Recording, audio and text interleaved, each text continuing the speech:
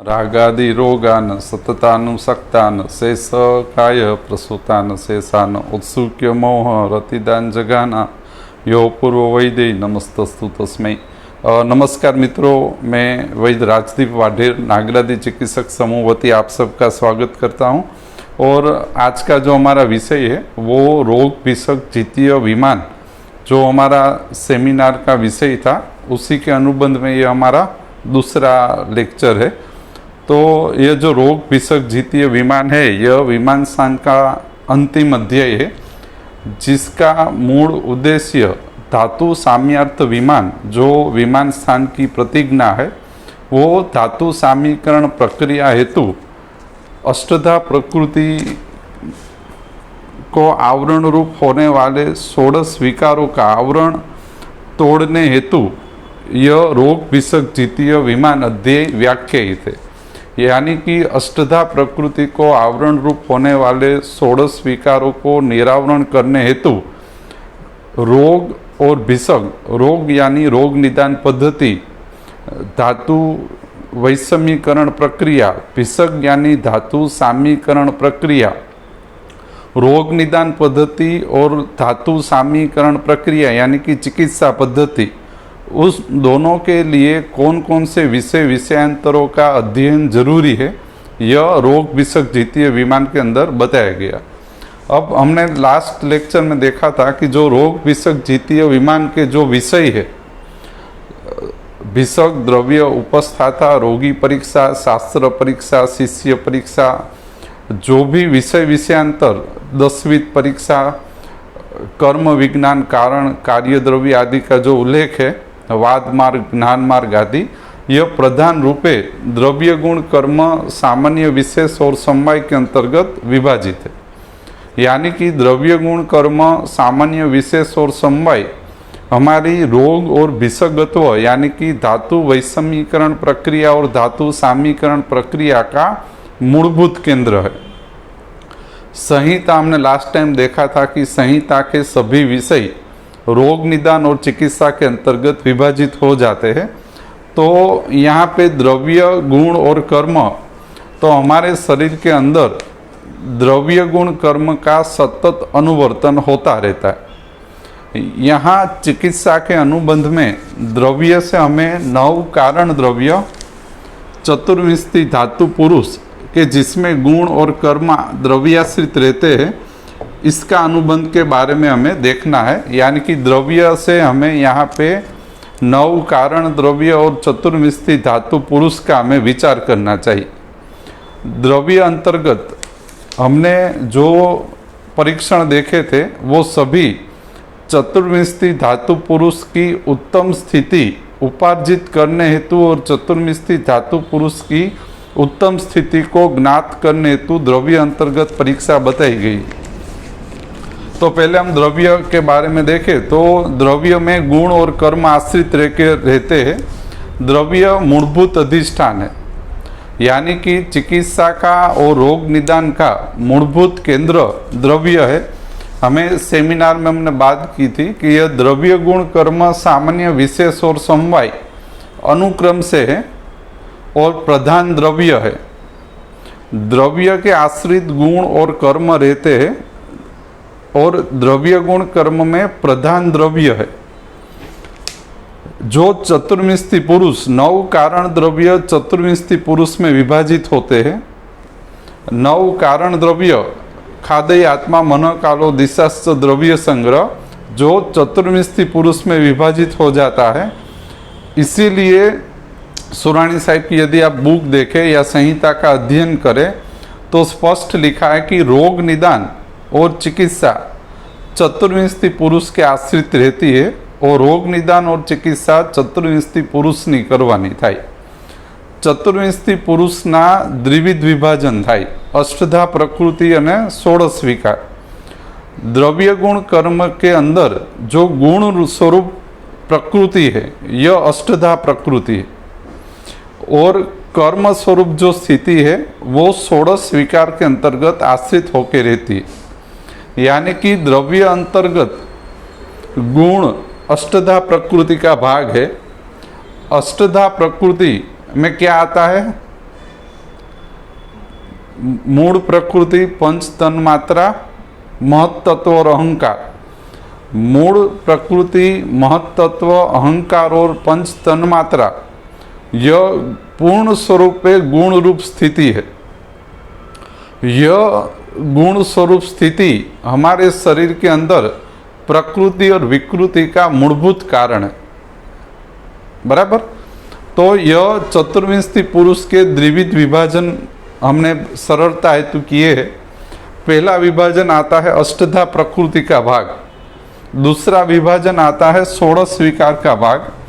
अष्टधा प्रकृति का भाग पूर्ण गुण स्वरूप है और जो निश्चेष्ट कारणम गुणम और गुण द्रव्याश्रित रहता है और स्वयं हेतु रूप है, उसके बारे में बात करेंगे। यानी कि अष्टधा प्रकृति गुण आश्रित है और षोडश विकारों में कर्म उत्पन्न होते।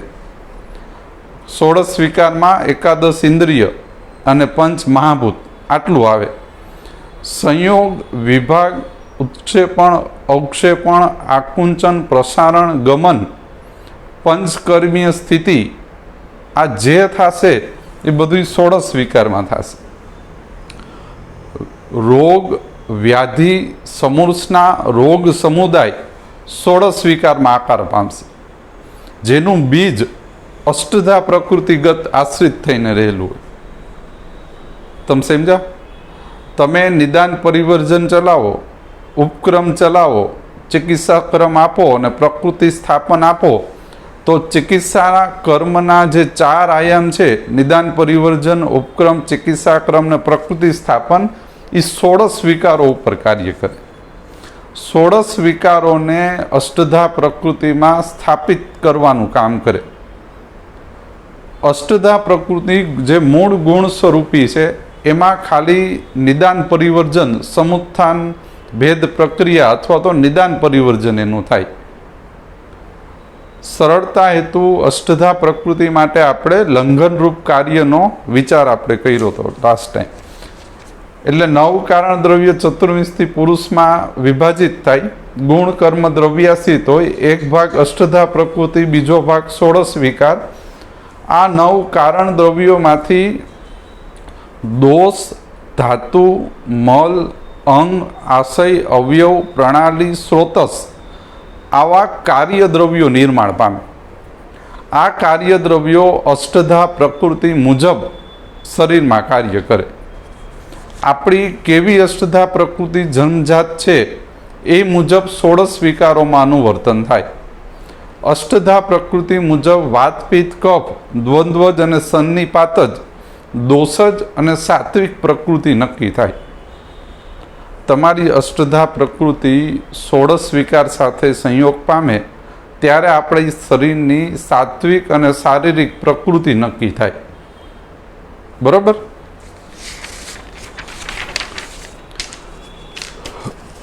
हवे जो अष्टधा प्रकृति जे छे आपणे लास्ट टाइम कीधुं तो आ अष्टधा प्रकृति गुण स्वरूपी छे। ई शरीरनी अंदर कई रीते अनुवर्तित थाशे? अष्टधा प्रकृति षोडश विकारनी अंदर अनुवर्तन थावा माटेना 3 प्रकारनी अग्निपूर्वक अनुवर्तित थाय। जठराग्नि, धात्वाग्नि अने महाभूताग्नि।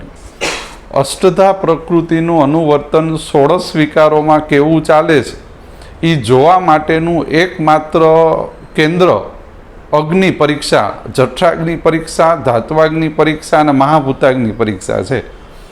अने बीजू आहार, निंद्रा अने आनंद है। अग्निओनुं अनुवर्तन षोडश विकारों में केवुं थाय छे?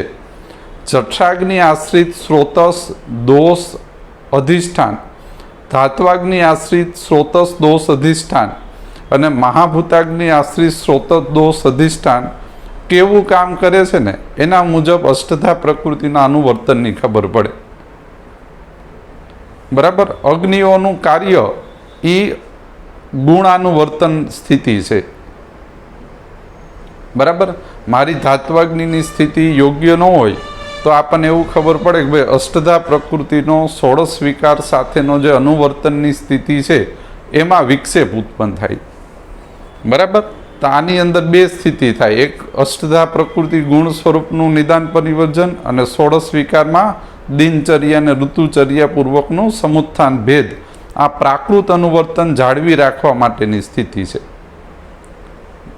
હવે તમને ખબર જ છે માત્ર સ્થિતિવત અનુવર્તન કરવું જોઈએ, તસ્યા સ્થિતિનું પાલન કરવું જોઈએ, ન વેગાન ધારણીયનું પાલન કરવું જોઈએ, પણ તમે નથી કરતા કે નથી કરી શકતા એનું કારણ અષ્ટધા પ્રકૃતિનો ભાગ છે.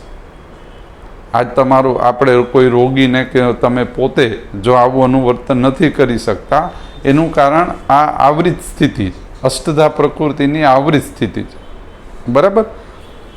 હવે જો આમાં એક વિભાજન લાસ્ટ ટાઈમ લખ્યું હતું સરળતા હેતુ કે અષ્ટધા પ્રકૃતિનું જે 16 વિકારોમાં ચતુર્વિંશથી પુરુષનું વિભાજન થાય 16 વિકારોમાં, એમાં આકાશ અને વાયુ મહાભૂત 16 વિકારોમાં વાત દોષ અને સર્વે વાત સ્થાનોનું પ્રાણવાહી સ્રોતસ, અસ્થિવાહી સ્રોતસ, હસ્તપાદ ઇન્દ્રિય, શબ્દ અને સ્પર્શ ઇન્દ્રિય 16 વિકારોમાં આકાશ વર્ગીય અને વાયુ વર્ગીય જેટલા સ્થાન, સંસ્થાન અને અધિષ્ઠાનો છે એ સર્વેનું અનુવર્તન અષ્ટધા પ્રકૃતિમાંથી 16 વિકારોમાં આકાશ અને વાયુ મહાભૂતના માધ્યમથી થાય. 16 વિકારોમાં તેજો મહાભૂત પ્રધાન, પિત્ત દોષ પિત્ત સ્થાન, અન્નવાહી રક્તવાહી સ્વેદોવાહી સ્રોતસ, ચક્ષુ ઇન્દ્રિય અને વાગેન્દ્રિય 16 વિકારોમાં આ બધા તેજો મહાભૂત પ્રધાન, પિત્ત પ્રધાન સ્થાન, અધિષ્ઠાન અને સંસ્થાન છે. સુરાણી સાહેબના અને ગોહિલ સાહેબથી જે આપણને જ્ઞાન મળ્યું કે ભાઈ પ્રાણવાહી સ્રોતસ બગડે અને પ્રાણવાહી સ્રોતસ વાત દોષ અને વાત સ્થાનોનું પોષક અને ઉત્પાદક સ્થાન છે. પ્રાણવાહી સ્રોતસ, પ્રાણવાહી સ્રોતસ બગડે તો અનુવર્તનમાં અસ્થિવાહી સ્રોતસ ને પક્વાશય બગડી જાય. આગળ જતા અસ્થિવાહી સ્રોતસ અને પક્વાશય અને સર્વ વાત સ્થાનોનું અનુવર્તન બગડે. વાત સ્થાનોમાં શું આવે? પક્વાશય, કટી, શક્તિ, શ્રોત્ર, અસ્થિ અને સ્પર્શનેન્દ્રિય. આટલા જે વાત સ્થાનો છે એનું અનુવર્તન પ્રાણવાહી સ્રોતસની ઉત્પત્તિને આધીન છે. પિત્ત દોષ છે તો અનુવાહી સ્રોતસનું અનુવર્તન બગડે તો શરીરમાં સર્વ પિત્ત દોષ, 5 પિત્ત દોષના સ્થાનો, અન્ન, રક્ત, સ્વેદવાહી સ્રોતસોનું અનુવર્તન બગડે. 16 વિકારોમાં ઉદકવાહી સ્રોતસ જો આપણો બગડે તો કફ દોષોના સ્થાન ઉદક, રસ, માંસ, મેદ, મજ્જા અને શુક્રવાહી સ્રોતસનું અનુવર્તન બગડે. કફ દોષ અનુવર્તન બગડે તો ત્રાણ, રસનેન્દ્રિય, ઉપસ્થ અને ગુદેન્દ્રિય બગડે. હવે જો આપણને આ અધિષ્ઠાનોનું વર્ણન કરવાનું કારણ એટલું કે તમારી પાસે આવતો રોગી પુરુષ આ નિશ્ચિત અધિષ્ઠાનોની અંદર જ વિકાર, રોગ કે વ્યાધિઓનું અનુવર્તન લઈને આવશે. વિકાર, રોગ અને વ્યાધિનું અનુવર્તન આ અધિષ્ઠાનમાં થયું એનો મતલબ એવો થયો કે જે આ અધિષ્ઠાન છે એના શિથિલીકરણ, એનું સમુત્થાન અથવા તો એનું અનુવર્તન બગડ્યું, એ શિથિલ થયું ત્યારે ત્યાં સમૂર્છના, ખવૈગુણ્ય કે રોગમાર્ગ તૈયાર થયો. એટલે ચિકિત્સાના મૂળભૂત સિદ્ધાંત સૂત્રસ્થાન અનુસાર તમારે સારવારની અંદર પ્રથમ નિદાન, પરિવર્જન, ઉપક્રમ આદિ ચલાવી અને પહેલાં તો ઉત્પત્તિ સ્થાન અને મૂળભૂત કેન્દ્ર અધિષ્ઠાન જ સારું કરવાનું. રોગ, દોષો, દુષ્યો અને સમૂર્છનાઓ એ ઉપક્રમ પંચવિધ ચિકિત્સા ક્રમથી જ બળી જશે.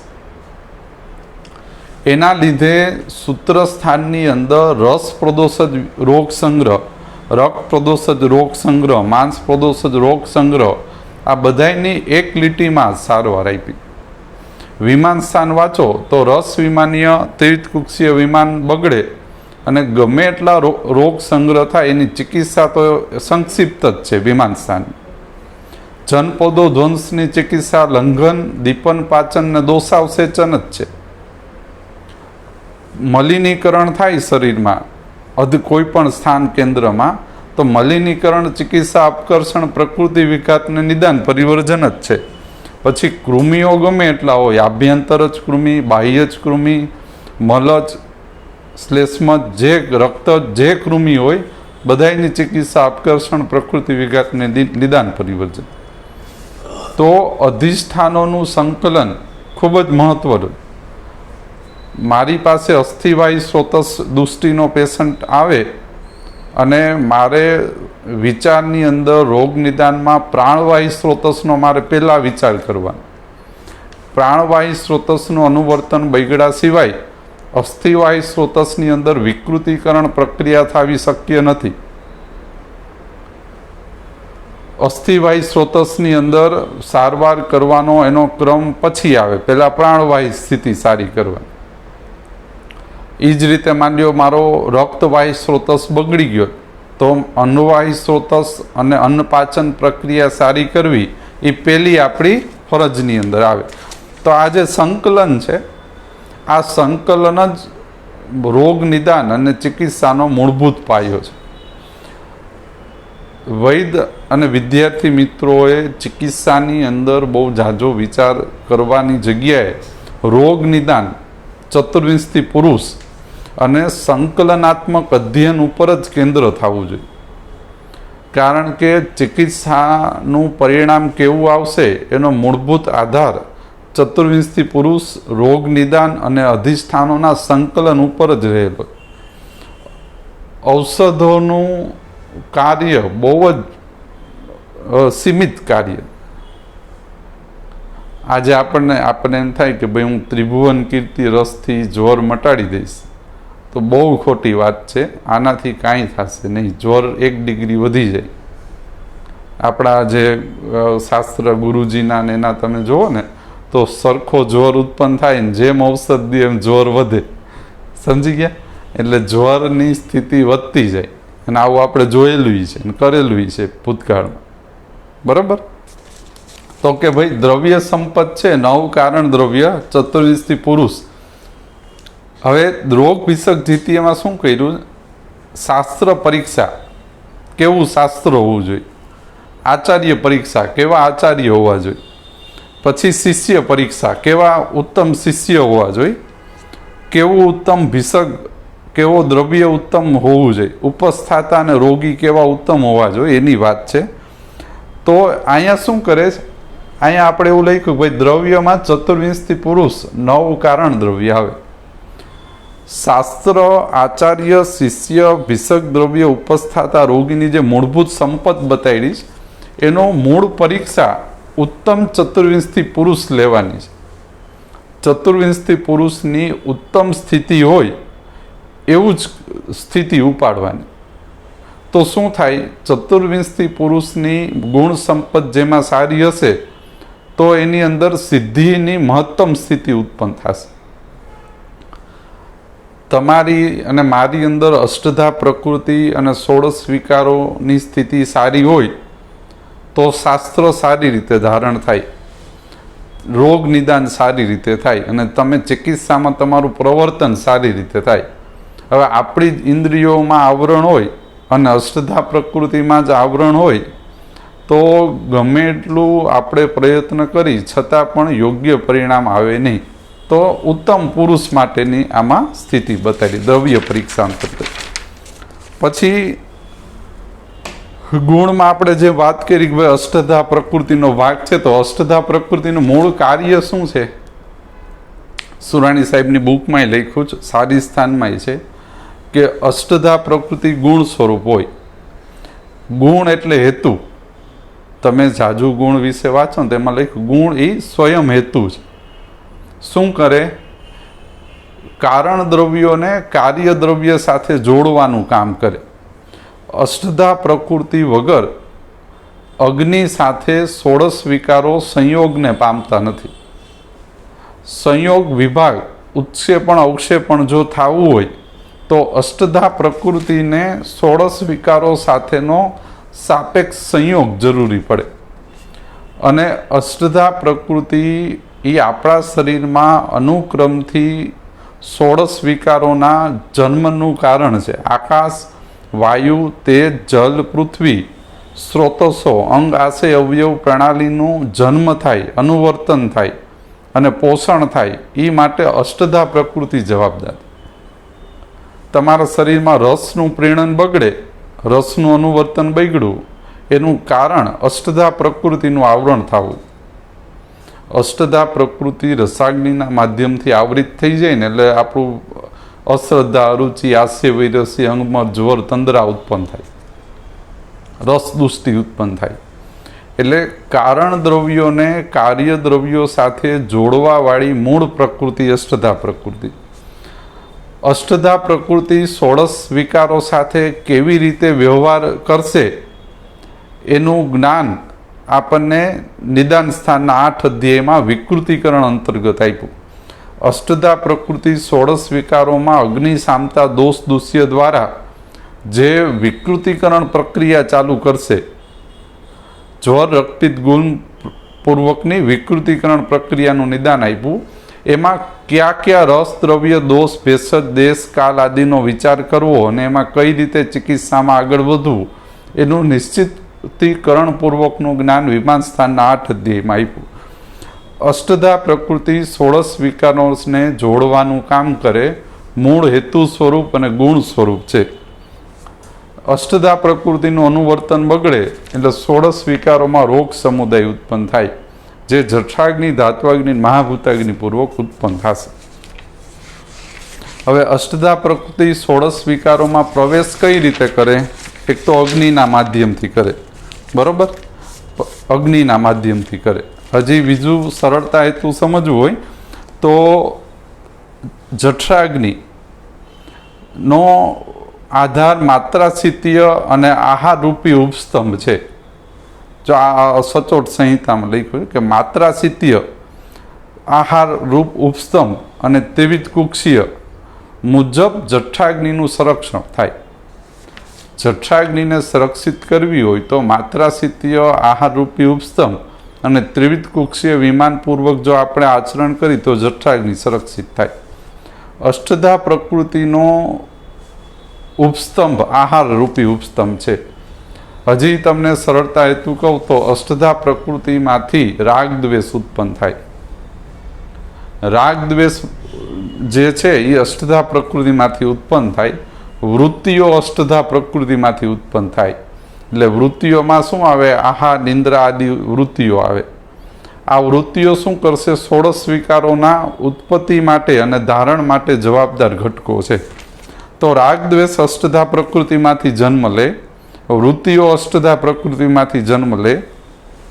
આ વૃત્તિઓ જે છે એ 16 વિકારોને આહાર, નિંદ્રાના આનંદપૂર્વક, બલવર્ણ સુખાયુષપૂર્વક જોડે. જો વૃત્તિઓ બગડે રાગ અને દ્વેષમાંથી, એટલે અષ્ટધા પ્રકૃતિ બગડવાનું મૂળભૂત કારણ સંહિતામાં રાગ દ્વેષ આપ્યું. રાગ દ્વેષ ચાલુ થાય તપ, ઉપવાસ, અધ્યયન, બ્રહ્મચર્ય, વ્રત, આયુષના અભાવમાં રાગ દ્વેષ ઉત્પન્ન થાય. તપના અભાવમાં તો શું થાય? વૃત્તિ બગડે. વૃત્તિઓ બગડે તો આહાર, નિંદ્રા, આનંદપૂર્વક રોગ સમુદાય ઉત્પન્ન થાય. આપણે હમણાં એવું બોલ્યા કે જઠરાગ્નિનું અનુવર્તન આહાર ઉપસ્તંભ આધીન છે.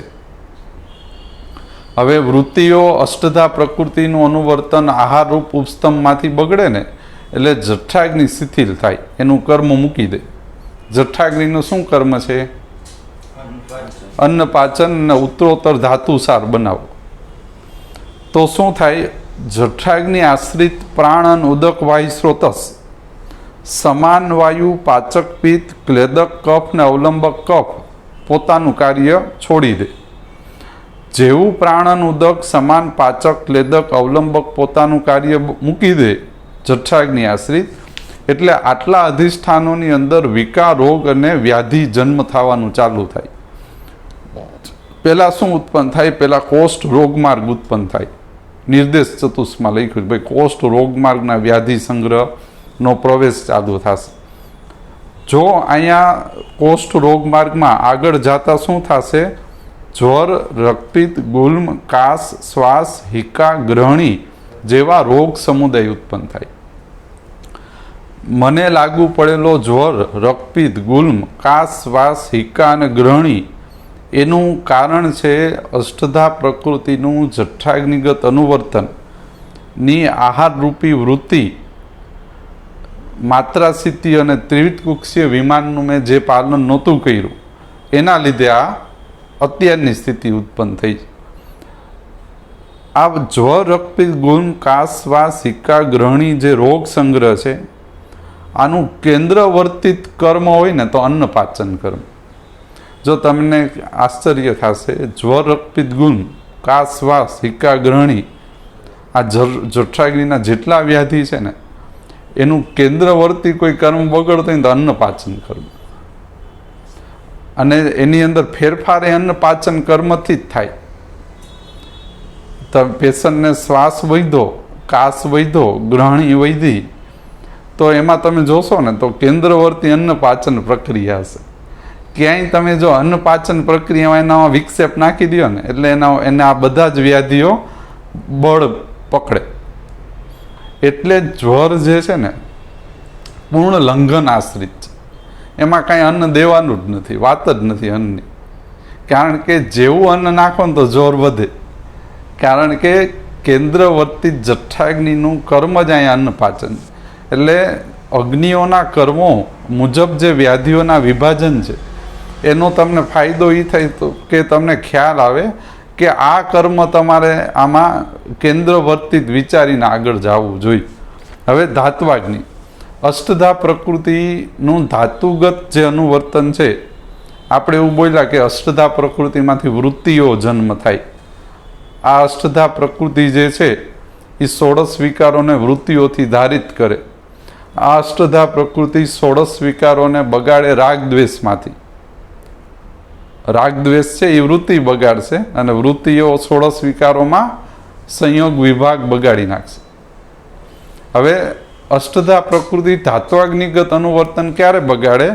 જ્યારે નિંદ્રા નામની વૃત્તિ બગડે અને તસ્યાસિત્ય, દિનચર્યા, ઋતુચર્યા અને જનપદો ધ્વંસીય નામનું જે સંકલન છે એ બગડી જાય એટલે ધાત્વાગ્નિનું અનુવર્તન વિક્ષેપિત થાય.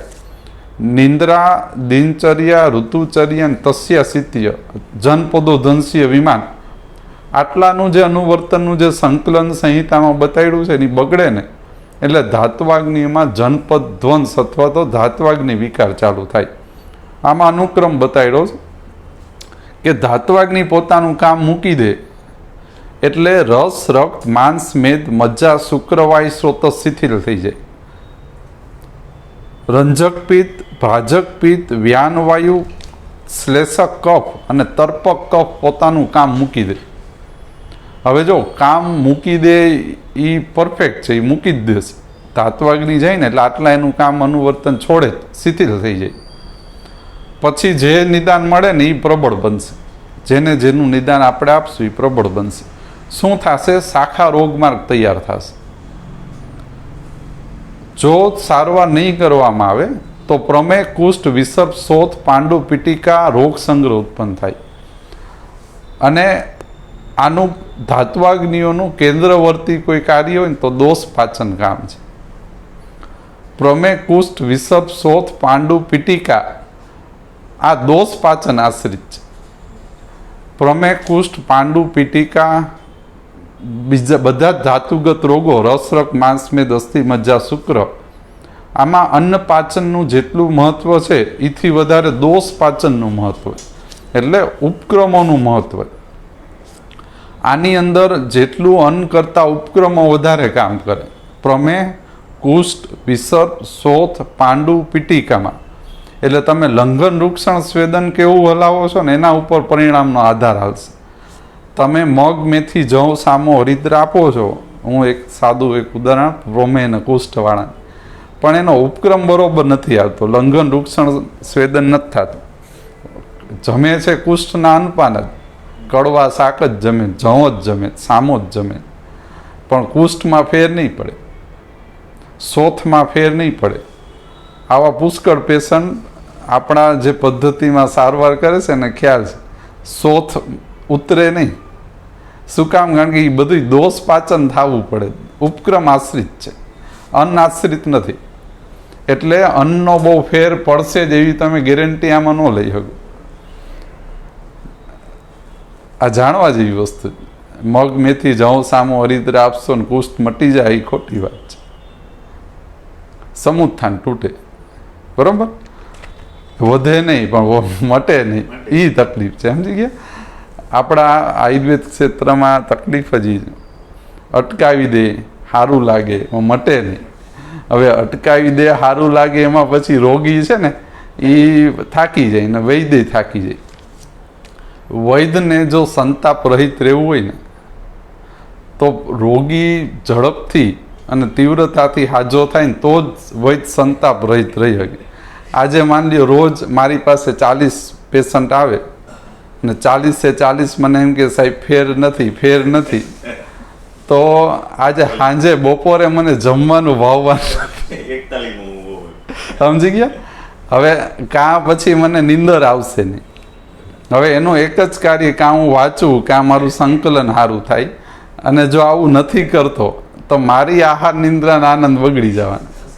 અને 6 મહિના વર્ષની અંદર બીજો રોગી તરીકે હું આની અંદર પ્રવેશ કરું. સમજા?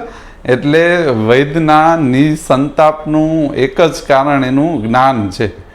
જો એ સચોટ સ્થિતિ હોય ને તો જ એ નિસંતાપ રહી શકે, નકર બહુ જ ભારે સંતાપ ઉત્પન્ન થાય. બરોબર?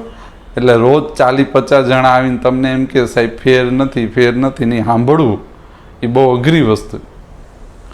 તમે વિઝિટમાં જાઓ, આઈપીડીની અંદર જાઓ, પેશન્ટને એમ કહો કેવું છે ને પેશન્ટ એમ કે સાહેબ સેજે ફેર નથી, તો આખી આ રામાયણ કરવાનો કોઈ મતલબ નથી. સમજા? એટલે આ એક વેદના કહેવાય. વેદના તમને શું છે, હરખું જમવાનું પાચન ન થવા દે. હવે જો મહાભૂતાગ્નિ, તો અષ્ટધા પ્રકૃતિનું મહાભૂતાગ્નિમાં જે અનુવર્તન છે એ આનંદ થકી થાય, ઇન્દ્રિયોપક્રમણીય થકી થશે અને નવવેગાન ધારણીય થકી થશે. નવવેગાન ધારણીય, ઇન્દ્રિયોપક્રમણીય અને આનંદ નામનો જે ઉપક્રમ છે એ મહાભૂતાગ્નિના પ્રાકૃત કર્મ માટે જવાબદાર. હવે અષ્ટધા પ્રકૃતિ જો આનંદ બગાડી નાખે વૃત્તિએ પૂર્વક તો શું થાય? પુરુષમૂત્ર સ્વેદનું અનુવર્તન બગડે, મલ પાચન મલ વિસર્જન પ્રક્રિયા બગડે, બોધક કફ, અપાન વાયુ, સાધક પિત્ત, આલોચક પિત્ત, જ્ઞાનેન્દ્રિય અને કર્મેન્દ્રિયોનું શિથિલીકરણ થાય, પોતાનું કામ ગુમાવવા માંડે, મર્માસ્થી સંધિ રોગમાર્ગ તૈયાર થાય, ઉધ્વ જતુર્ગત રોગ, ઉરુસ્તમ, ગલગંડ, ભગ્ન, આગંતુજ, ઉન્માદ ને અપસ્માર, ઇન્દ્રિયોના બધા જ રોગ સંગ્રહ મહાભૂતાગ્નિગત અષ્ટધા પ્રકૃતિના આનંદરૂપી ઉપક્રમથી ઉત્પન્ન થાય. આની કેન્દ્રવર્તી ચિકિત્સા છે મલ પાચન પ્રક્રિયા. ઉધ્વ જતુર્ગત રોગ, ઉરુસ્તમ, ગલગંડ, આગંતુજ રોગ, ઉન્માદ ને અપસ્માર, આમાં ગમે એમ તમારી સારવારનું મૂળ કેન્દ્ર મલ પાચન, મલ ઉત્પત્તિ, મલ વિસર્જન આના ઉપર જ કેન્દ્રિત હોવું જોઈએ. બરાબર? એમાં પછી દોષ પાચનથી ફેર પડશે જ કે અન્ન પાચનથી ફેર પડશે જ એવું નથી. ઉન્માદવાળાને તમે શું આપશો અન્નમાં? કંઈ ખ્યાલ જ નથી શું કરવાનું, એને જ ઉન્માદ કહેવાય. બરાબર? એને તમે નિદાન પરિવર્તન શું આપશો? એ તમે બોલો તો એ તમારે સામું જોઈએ રાખે. સમજી ગયા? એટલે બધી વિચાર કરીને હાલવાની વાત છે. તો ભાઈ ગુણ જે છે અષ્ટધા પ્રકૃતિ 16 સ્વીકારોમાં અનુવર્તન કઈ રીતે કરે એનું જ્ઞાન કરવા માટે શું આપ્યું છે? અધ્યયન, અધ્યાપન, તદ્વિત, સંભાષા એટલે જ્ઞાન માર્ગ આપ્યો. જ્ઞાન માર્ગ અષ્ટધા પ્રકૃતિ માટે આપ્યો. રોગ નિદાન પદ્ધતિ, રોગ પરીક્ષા અષ્ટધા પ્રકૃતિ 16 સ્વીકારને કઈ રીતે બગાડ એ માટે આપી. બીજું મારો વિષય હતો શાસ્ત્રનું અધ્યયન, અધ્યાપન. એમાં અમે એવું વિભાજન સરસ કર્યું હતું, આપણે એમાં નહીં જઈ કે સારી રીતે શાસ્ત્રનું અધ્યયન કરો. માની લો હું પ્રશિક્ષણ એટલે આપણે શિષ્ય તરીકે સંહિતાને સારી રીતે અધ્યયન કરી તો મેં એવું લખ્યું હતું કે તમારી અષ્ટધા પ્રકૃતિ ઉત્તમ ઉત્પન્ન થાય. અષ્ટધા પ્રકૃતિ ગુણને ઉત્તમ રીતે સ્થાપિત કરવા માટે અધ્યયન છે. અધ્યયનથી અષ્ટધા પ્રકૃતિ આપણી સારી થાય. તપ, ઉપવાસ, અધ્યયન, બ્રહ્મચર્ય, વ્રત ને આયુષ અષ્ટધા પ્રકૃતિના અનુવર્તન માટે કહેવાયેલા. જ્ઞાન જે છે આયુર્વેદનું જ્ઞાન એ અષ્ટધા પ્રકૃતિમાં સ્થાપિત થઈને રહેલું હોય. અષ્ટધા પ્રકૃતિમાંથી અનુવર્તિત થાય એ માટે અધ્યયનનો એક જ માર્ગ છે, અધ્યયન માર્ગ. એ અષ્ટધા પ્રકૃતિના ઉત્તમ સ્થિતિ માટે છે. પછી આમાં લખ્યું છે અધ્યાપન. અધ્યાપન એટલે શિષ્ય ગુરુ પાસે આવે અને ગુરુ શિષ્યને જે અધ્યાપન કરાવે એ બીજી સ્થિતિ છે જ્ઞાન માર્ગની. અધ્યાપનથી અષ્ટધા પ્રકૃતિ જે શિષ્યએ ઉત્તમ ઉપાર્જિત કરી અધ્યયનથી, એ અધ્યાપનથી 16 વિકારોમાં અનુવર્તિત થાય. એટલે સંયોગ વિભાગ અને કર્મ માટેનું અનુવર્તન શરૂ થાય. તમે ચિકિત્સા કર્મ માટે પ્રવૃત્ત થાવ, ચિકિત્સા કર્મ જોવો, જાણો, કર્મ માટે પ્રવૃત્ત થાવ, એ માટે અધ્યાપન એટલે ગુરુનું શિષ્યને કરવામાં આવતું અધ્યાપન અત્યંત જરૂરી. હવે માની એક સરળ ઉદાહરણ આપું છું ખાલી, કે ભાઈ આપણે રામ ભગવાન હોય કે કૃષ્ણ ભગવાન હોય, તો આ સાત્વિક સ્થિતિની ભગવાનની ઉત્તમ સ્થિતિ કહેવાય. તો એટલી આપણને ખ્યાલ આવે કે આમાં અષ્ટધા પ્રકૃતિ તો પૂર્ણ ગુણમય છે, બરોબર. તો જો અષ્ટધા પ્રકૃતિ આવી ઉત્તમ ગુણ સ્વરૂપી હોય, એટલે જેમાં જ્ઞાનનું સ્વરૂપ ઉત્તમ સ્થિતિમાં, તો આને અધ્યાપનની જરૂર ન પડે. પણ આપણે ભગવાન શ્રી રામનું અને બધું ચારિત્ર્ય જોવો તો એને અધ્યાપન માટે શું કામ જવું પડ્યું? કે અષ્ટધા પ્રકૃતિને 16 વિકારોને કર્મ પ્રવર્તન સાથે જોડે. એ કર્મ પ્રવર્તન આરે જોડવા માટે એને અધ્યાપનની જરૂર પડે. 16 વિકારોને અષ્ટધા પ્રકૃતિમાં સ્થાપિત કરી નાખે. એટલે એકલું સાત્વિક પ્રકૃતિનું હોવું કે એટલું તમારો ખાલી સત્વ સારું હોય તો એનાથી બહુ ઝાઝુ તમે આગળ જઈ નહીં શકો. તમારે ગુરુ શિષ્ય પરંપરા અને ગુરુનું અધ્યાપન જરૂરી, બરાબર. એટલે આપણે એવું કહીએ એકલા એવું સંહિતાકાર કહે છે ને એવું અનુભવાય છે કે આજે હું જ એકલો વાંચે રાખત મારી રીતે તો જઠરાગ્નિ અન્નનું પાચન કરે છે. આવું કદાચ હું 100 વર્ષ વાંચું ને સંહિતા એકલો, સાત્વિક થઈ તપ ઉપવાસ અધ્યયન કરીને એકલો હું સંહિતા વાંચું, કોઈના સુરાણી સાહેબ છે ગોહિલ સાહેબના સંપર્કમાં ન આવ્યો અને સાત્વિક થઈને વાંચું તો કાંઈ થાય નહીં. જઠરાગ્નિ અન્ન પાચન કરે છે એટલો વિચાર આવતા 100 વર્ષ થાય. જઠરાગ્નિના વ્યાધિ જ્વર રક્તપિત્ત ગુમ કાસવાસ હિકા ગ્રહણી પાંડુ આવો વિચાર આવતા 100 વર્ષ થાય ત્યાં તો આપણે દેવ થઈ ગયો. એટલે જે ગુરુ શિષ્ય પરંપરાનું શાસ્ત્રમાં ઉલ્લેખ છે એ તમને કર્મ પ્રવર્તન આરે જોડે. હું ગમે એટલું સારું વાંચું પણ જો હું ગુરુના સંપર્કમાં ન આવ્યો હોત તો હું સારવારમાં પ્રવર્તન ન કરી શકત. કારણ કે એની અંદર તમે જે ઉલ્લેખ જોવો ને કે એમાં બહુ જાજુ ખૂબ અધ્યયનનું ને એવું અધ્યયન પછી અધ્યાપન સરળ બતાવ્યું ગુરુ માટે. એટલે 16 વિકારો પ્રાપ્ત થાય અને અધ્યાપનની જે રીત છે એ 16 વિકાર માટે આપી, બરાબર. યજ્ઞ યાગ આદિના આ તે કરો એટલે 16 વિકાર સારા થાય તમારા. પછી આવે છે કર્મ. કર્મ એટલે સંહિતામાં જે કર્મનું રોગ ભિષક જીતીયમાં વર્ણન છે. કર્મ એટલે ધાતુ સામીકરણ પ્રક્રિયા. એની 4 વિભાજન છે: નિદાન પરિવર્જન, ઉપક્રમ, ચિકિત્સા કર્મ, પ્રકૃતિ સ્થાપન.